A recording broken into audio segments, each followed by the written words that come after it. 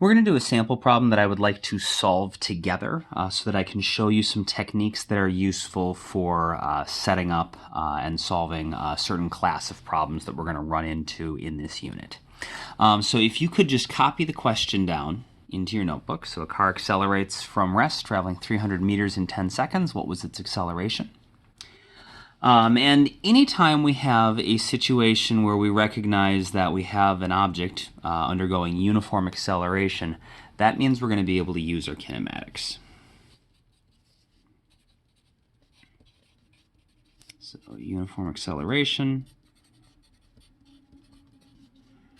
means we can use the kinematic equations. And if you'll remember our kinematic equations, there are 5 of them, and each one of them uses a different combination of 4 of our 5 possible variables. And so if you recognize that you are going to be doing a kinematic equations problem, what I think is the easiest way to figure out which equation to use is to do this. We're going to write down the 5 variables that we could have in our equation, or that we have in our kinematic equations. So we've got displacement, initial velocity, final velocity, acceleration, and time. I am also going to get a little more relaxed about actually showing like all of the vector signs above everything and like putting plus signs in front of the numbers.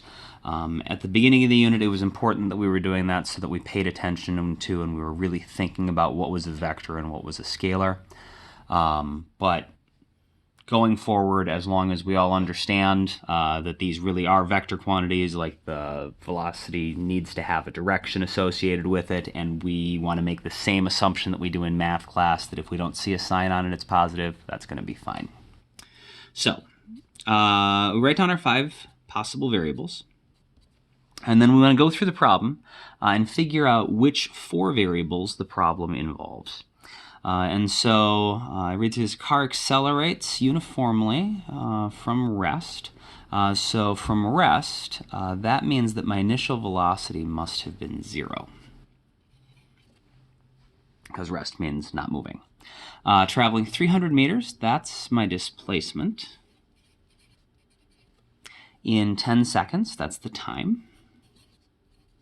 And we want to know what was its acceleration. So I'm going to put a question mark for the thing I'm looking for. And when we do this, there is going to be one quantity that we do not know and we do not need. And so what we are going to want is the equation that contains the 4 things that are actually involved in the problem. 3 that we know and 1 that we're looking for. Because that's what the kinematics always allow us to do. If we know 3 of the things, we can use the correct equation to find any 4th one that we want to. And so I'm going to consult my kinematic equations that we wrote down and find the one that is missing final velocity.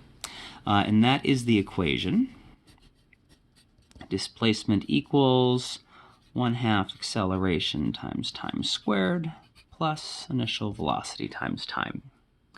And I want to solve for acceleration, and so I'm going to do that. So I've got my 300 equals 1/2 my acceleration times my time is 10 squared plus my initial velocity is 0 times my time, which I don't care what that is. I guess I can write the 10 in. It's not going to matter because we're multiplying it by 0. But this whole term is going to go away. And so we're going to get the acceleration is 300 divided by 1/2 10 squared. I was a little maybe sloppy here in not actually showing my exact units, but as long as I make sure that I've only got one type of length unit involved in the problem, so I've only got meters and I've only got one type of time unit, seconds, then I'm going to know what my length and time unit for like my velocities and accelerations are, because they're all going to be in some combination of meters and seconds. Acceleration, for example, will be in meters per second squared.